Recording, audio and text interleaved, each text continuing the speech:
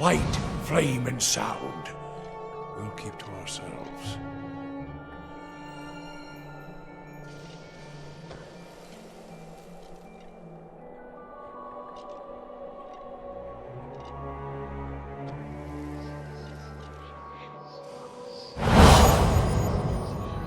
Are you ready to take the oath? To spread the word of the gods to the lost and heathen?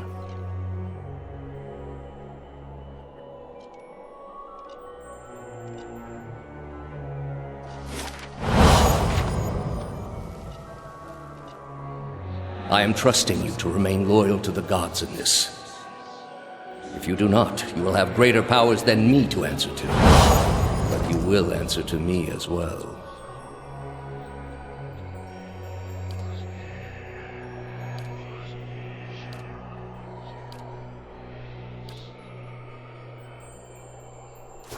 I wouldn't ask this were there any other choice.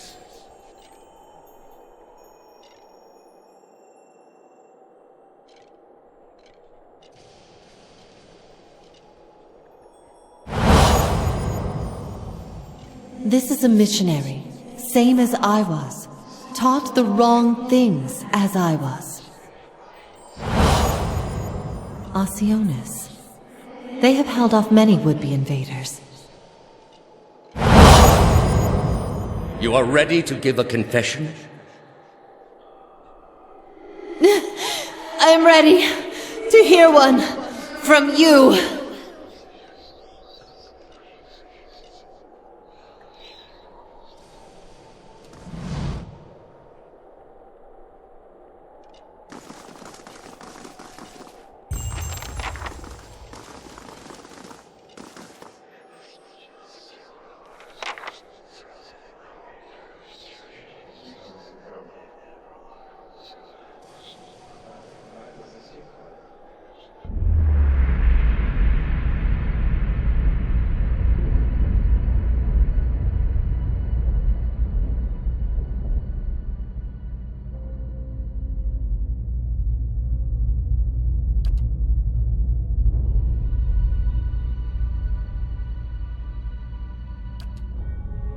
You are far from your post, Inquisitor. What brings you here?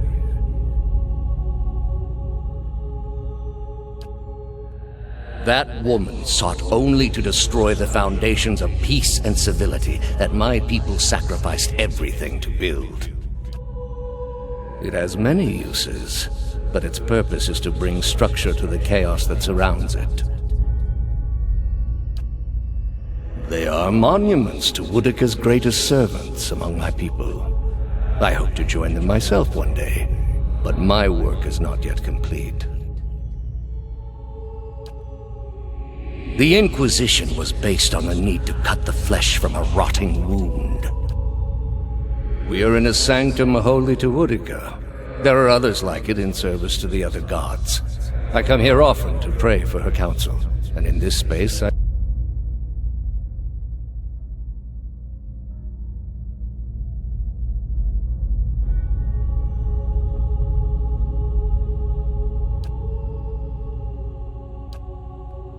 What is a god?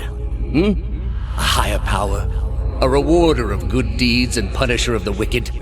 Something men can turn to in their darkest moments when their days seem only like bridges from one tragedy to the next.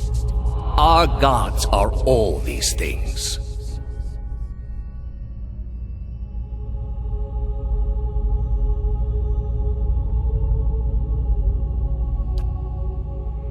We are in a sacred place within earshot of the gods themselves. This is not the time. You've been through much. You will return home and you will rest. When you feel you have recovered, you may rejoin us at the trials. There are many who continue to spread the lies of the apostate. The Inquisition will not end until we have pronounced judgment.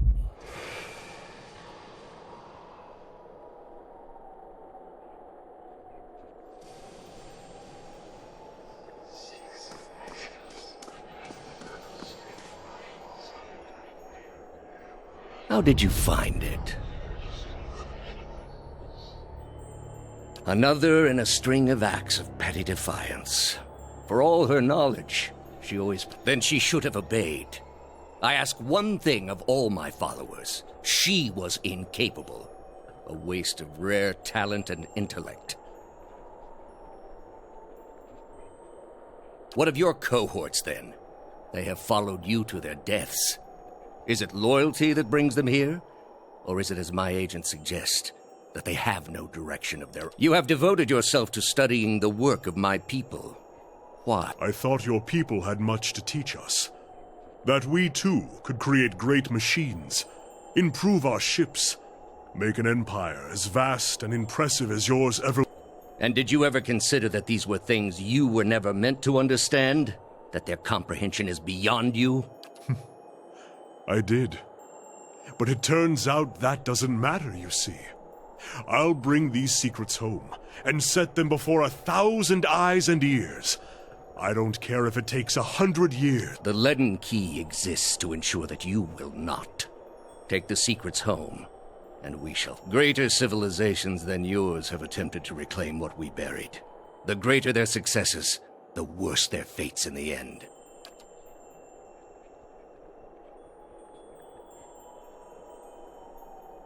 You built a weapon that delivered exactly as promised. I served my goddess as you did yours. Yet the other builders were slain, 11 of a dozen. Why not you? Were you somehow different? Redeemable in your god's sight? Whatever desire I had to be redeemed in her eyes was weakness. Or was it merely that your goddess wanted you dead as well, and your delusions of importance prevented you from seeing the obvious? A whore's beguiling charms, nothing more. But the spell's broke now, Theos. The trial's over.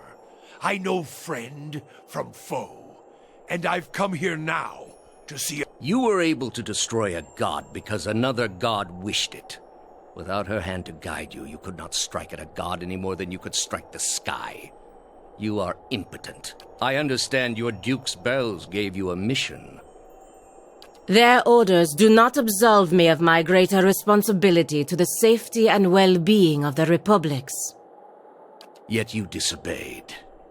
Something you already have a reputation for. They will know, of course. If it had been for a worthy cause, they might have forgiven you.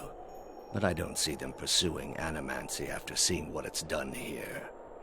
They trusted you, and you disappointed, as you always have. The parents scold, but the children are safe. Whether animancy research continues in the Republics or not, they will survive. In any case, I wouldn't be so smug about my fate, Theos. I imagine Woodica responds to disappointment much more severely than even my dukes. State your name and purpose, young acolyte. My name belonged to the gods, and my hand to their service. No more. You serve none but yourself. Without contact with your order, you can have no higher purpose. Only the base concerns of the flesh. And I should have done it years before. I'd rather live in uncertainty. And that uncertainty would lead you where it leads everyone. To doubt, to emptiness, to the many cruelties inspired by disbelief. You will have to forgive your Grandmaster for remaining skeptical of his initiate's choices. You are far from home, dwarf. I knew my hunt would send me a long way from Masuk. It was a challenge I was glad to undertake for my village. A journey, then? It must be of some import to take you so far and to last so long. It's important to Masuk, and so it's important to me. You are here because you are lost. The gods cannot reach everyone, I'm afraid. May you fare better in your next lives. I gather you have had your soul awakened. Why else would you shadow my footsteps like some stray mongrel? You think I have something to offer you, but our business was concluded long ago. You think your abilities only flow in one direction. That isn't how it works, I'm afraid. Not for me. For all that you saw of my soul in the sanitarium, I saw as much of yours. I answered your questions once. That your soul is not fit to accept the answers is of little concern to me. I lied to no one. Not to you, not to anyone. The gods are real. They are everything we need them to be, and the world is better for it. The heart of this country has skipped a beat, nothing more. I have done far worse. I plunged the peaceful kingdom of Tolosis into civil war. I slew the monarch of Desantio, whose people never knew hardship under his rule, and replaced him with a cruel... When plague arrived at the great city of Arborensis, I saw to it that the cure did not. They piled their dead outside the city in heaps that rose above their walls.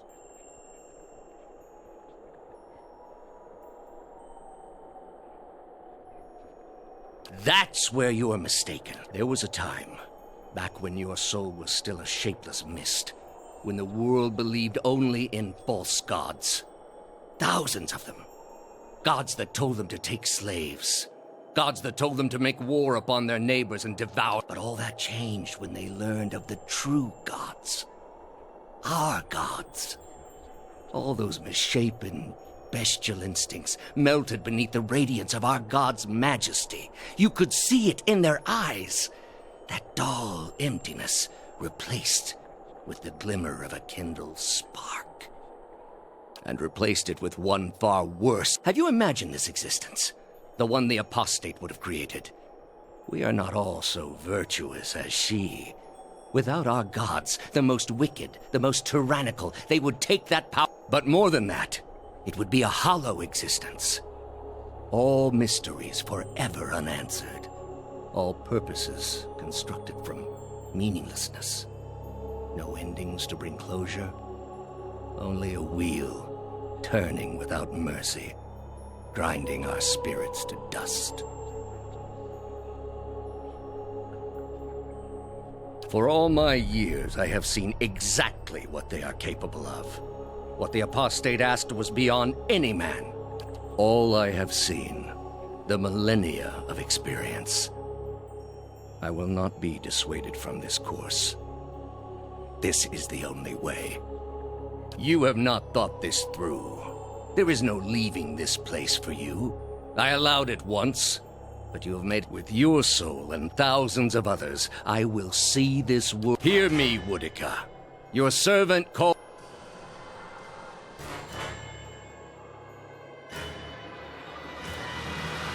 Roak 10!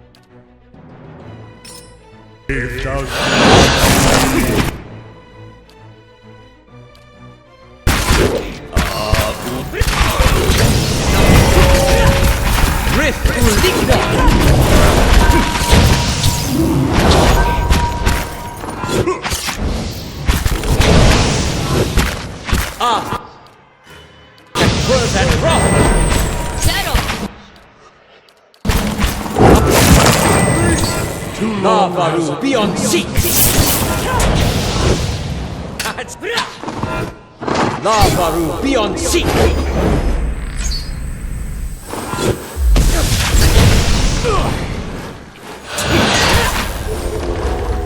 That's a good shot.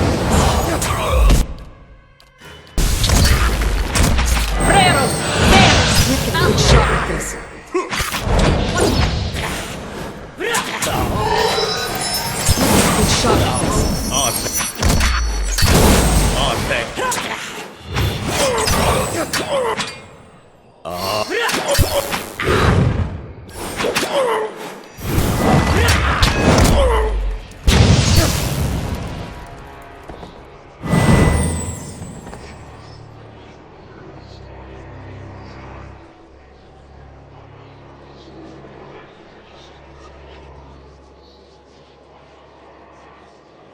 All those lifetimes spent to preserve a single vital secret. I would expect a man to reconsider. That's the servant down and the mistress still to go. A good start. After journeying for lifetimes, I can't imagine his failure. Knowing it was all for nothing. In his own way, Theos must have truly believed he was caring for the people of Eora, protecting them from themselves. A shame his soul won't have a chance. He spent his lives, more than any of us will ever know. For what? By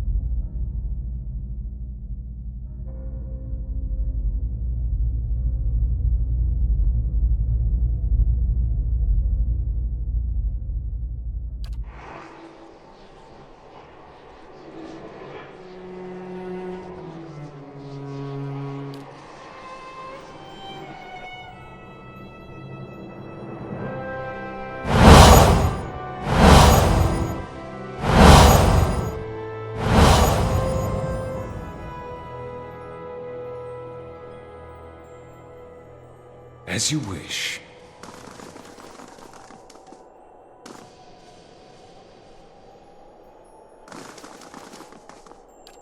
We've come to the end of it, my friend.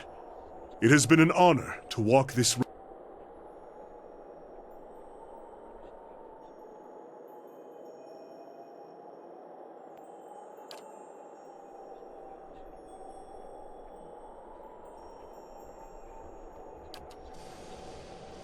So much for Theos, then.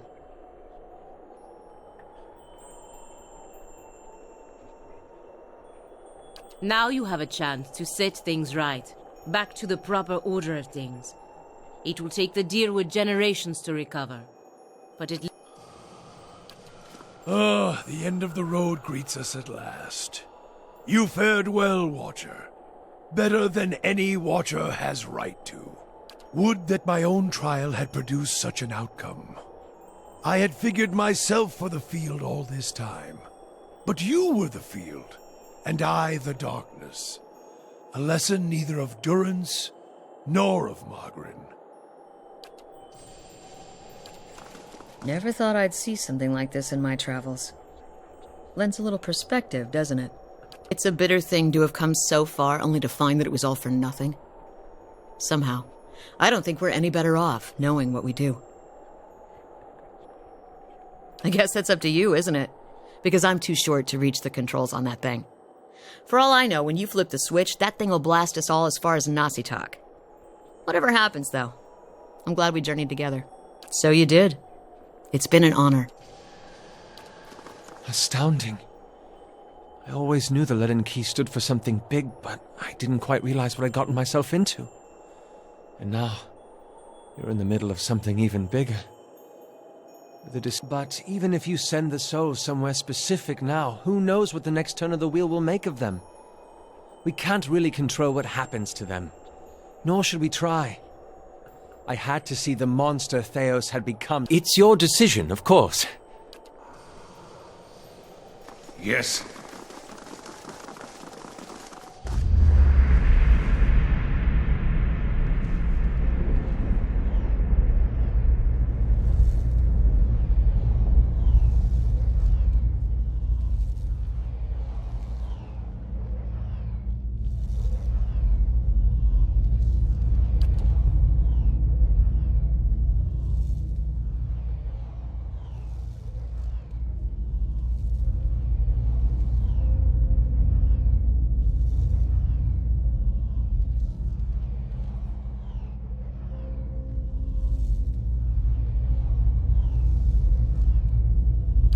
I have observed you, Watcher.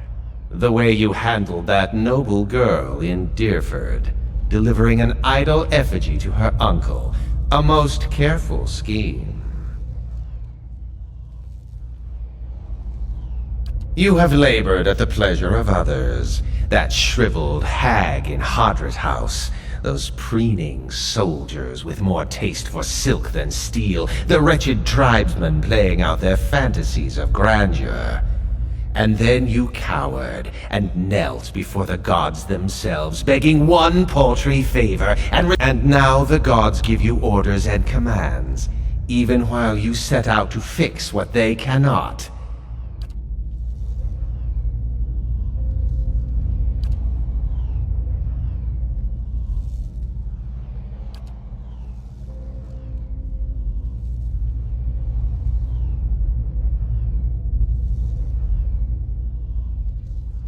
The exiled queen is not an ungrateful patron.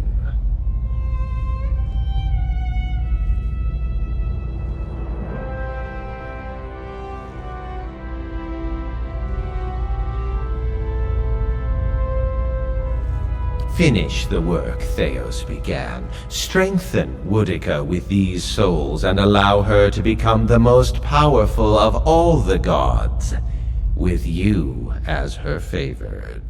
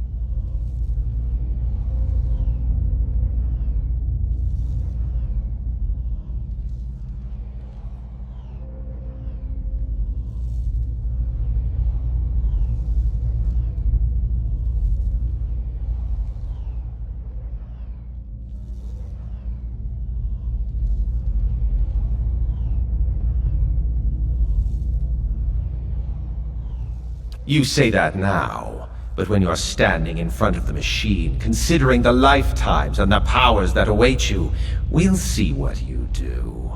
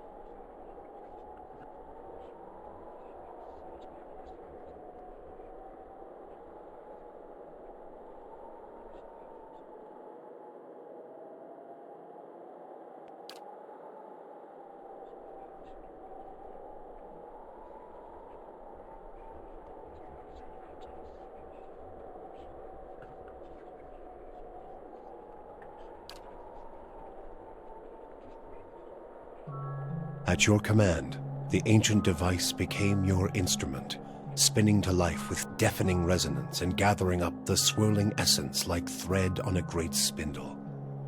There, in the pale pulsing glow of the machine that set you on this path long ago, you summoned all your strength, focusing on your objective and blocking out all else.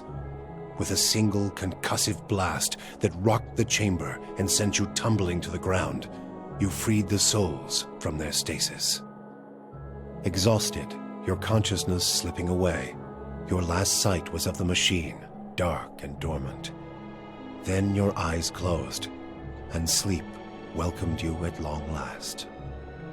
After coming to and searching for some time, you discovered the route Theos used to enter Sun and Shadow, and embarked on a long and arduous ascent back to the surface. You emerged in Ter Evron after days of tunneling through the rubble Theos had left behind, and when you stepped into the daylight, you were faced with a different Deerwood than the one you had left. At your direction, the souls diverted by Theos were guided back to the vessels originally meant for them.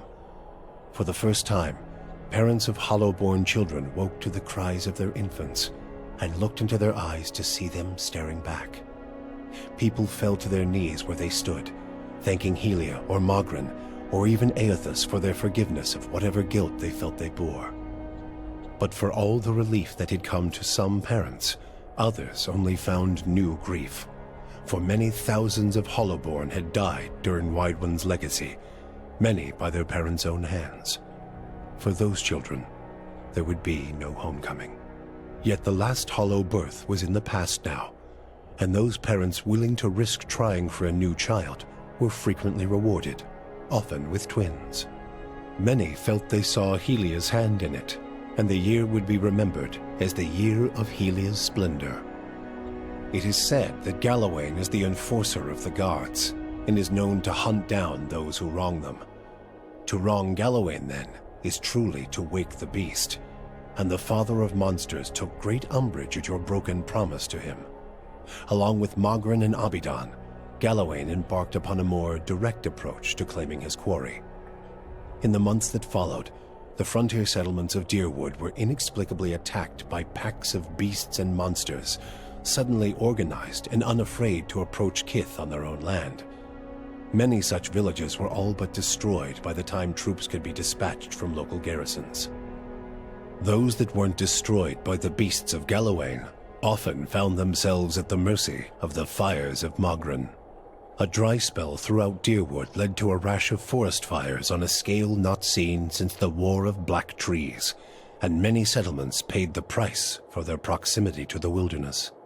In the cities, meanwhile, dabblers in animancy who had placed souls into golems and other moving vessels soon found that their creations had risen up against them. Such constructs terrorized their surroundings, killing indiscriminately and often in great numbers before being subdued.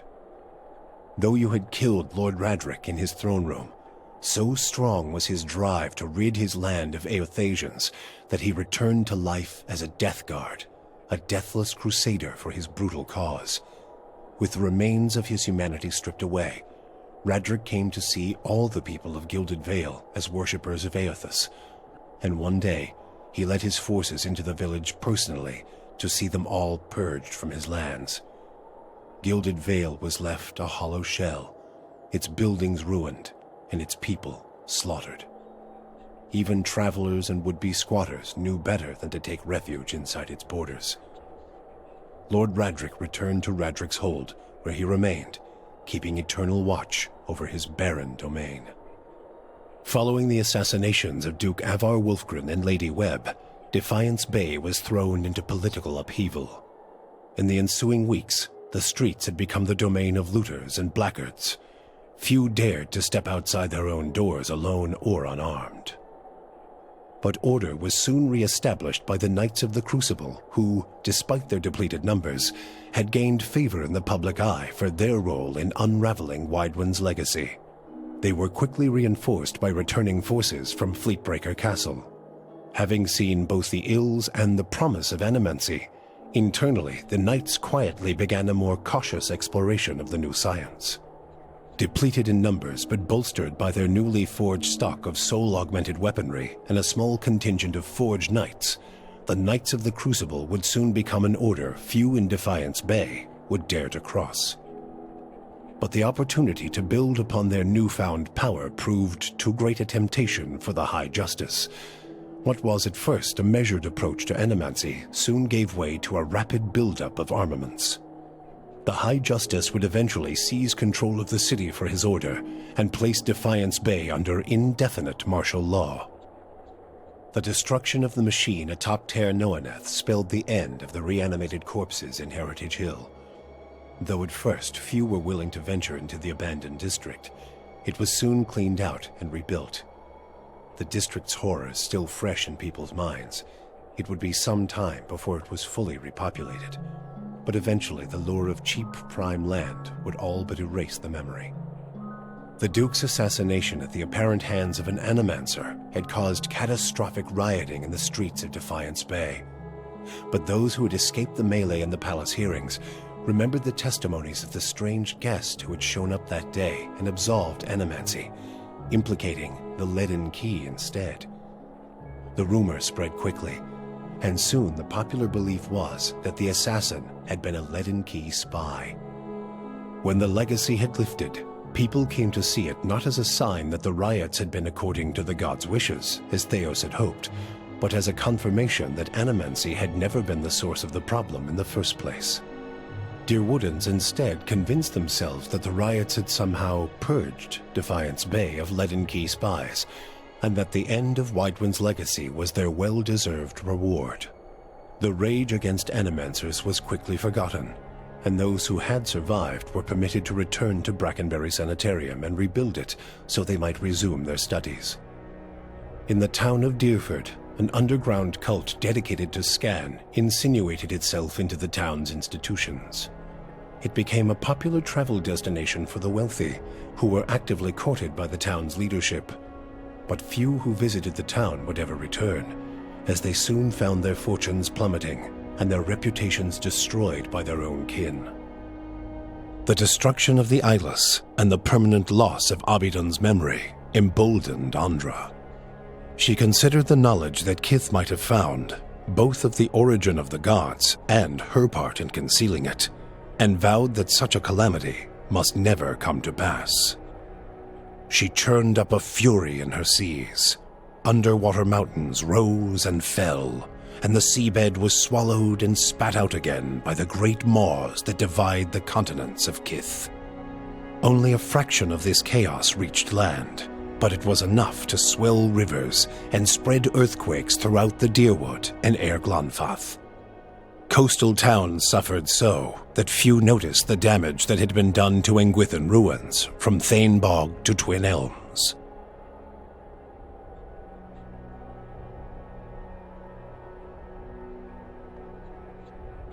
Thus, they sealed off the White Forge and abandoned their pursuit of Durgan steel.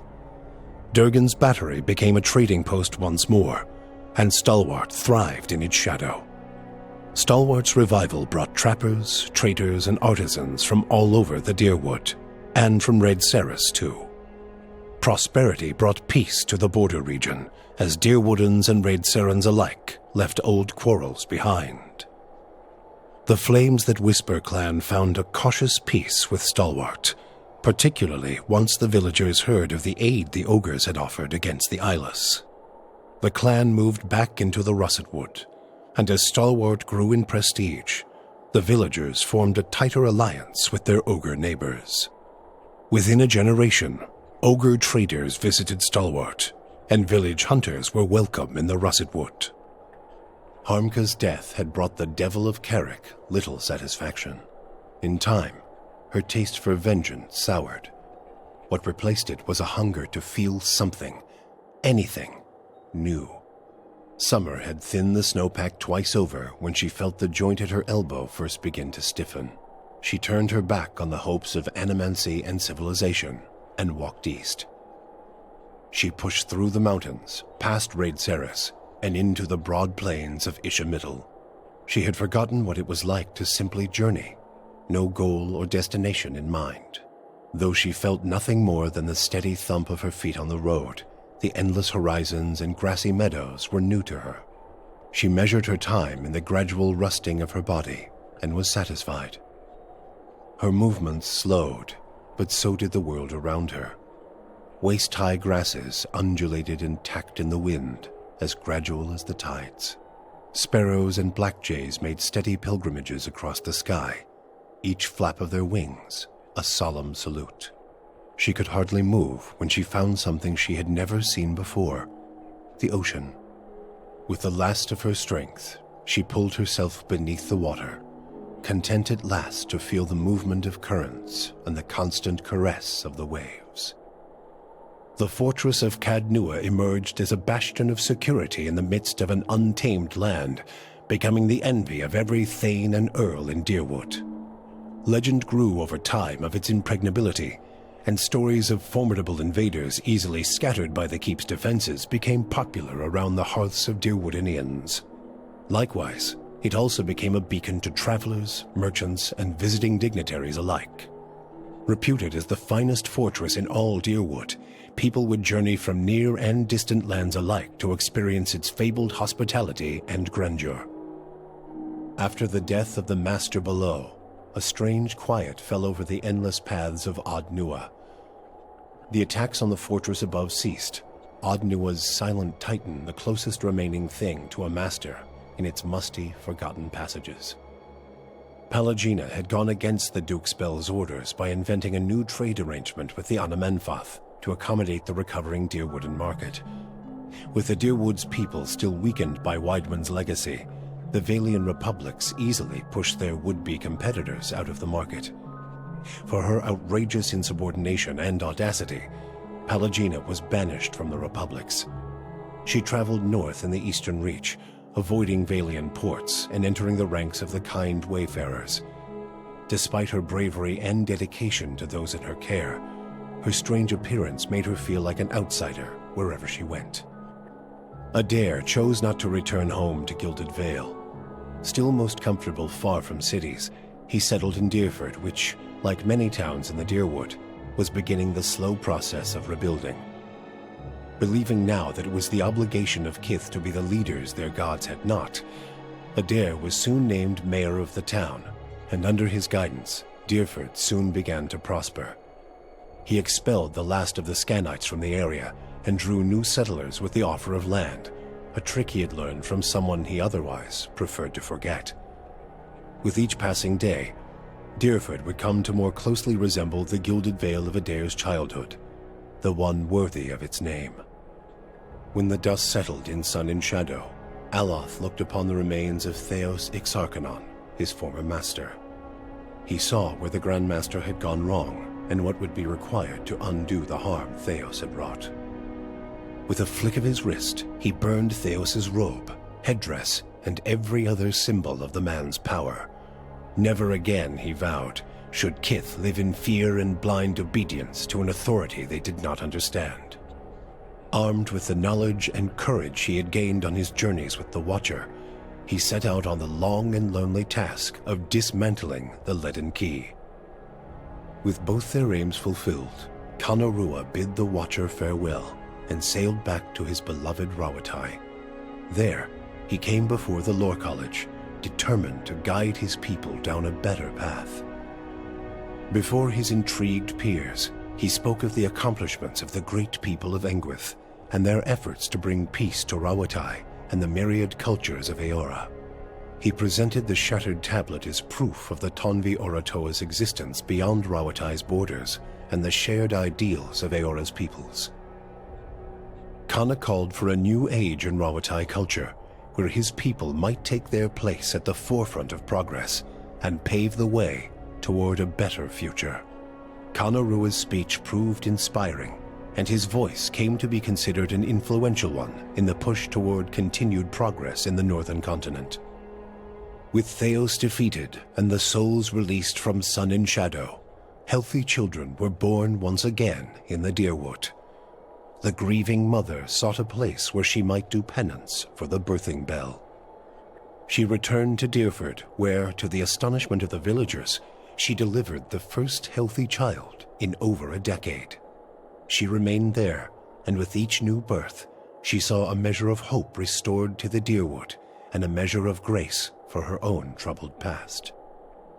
Durrance used Magrin's strength only until Theos had been cast from the world, and then swore off her influence entirely.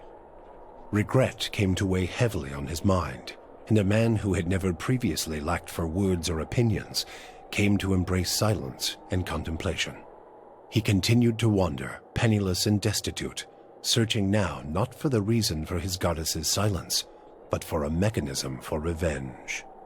The charred robes he continued to wear as a reminder that he had been burned by his goddess, and not just by the flames of the Godhammer. In her 4-month journey back to Nositoc, Sagani found that the landscape she traveled had become strangely colorless, the food bland and unsatisfying. She watched the Deerwood, Air Glonfoth, the Valian Republics, and the lands beyond slide by with a dull sense of dread. She returned home to great celebration, yet the words of joy and congratulations rang hollow to her. Old beloved songs sounded toneless. The rituals of changing seasons became drudgery, and Sagani experienced her life back in Masuk as if in someone else's skin. So she fought to feel the worth of her actions, or, at least, to let her village feel them. She led ever longer and more ambitious hunts, mentoring the younger rangers who followed her. On one such expedition, her party was beset by a blizzard, and she pressed on where her companions turned back. She did not return to Masuk.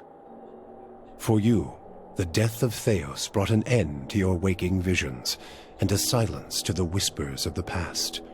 In their absence, you were able to sleep. The questions of a distant lifetime ceased to trouble your soul. All that remained was what to make of the answer. But at the moment, there was little to be done, and the matter would have to wait. A long journey loomed ahead.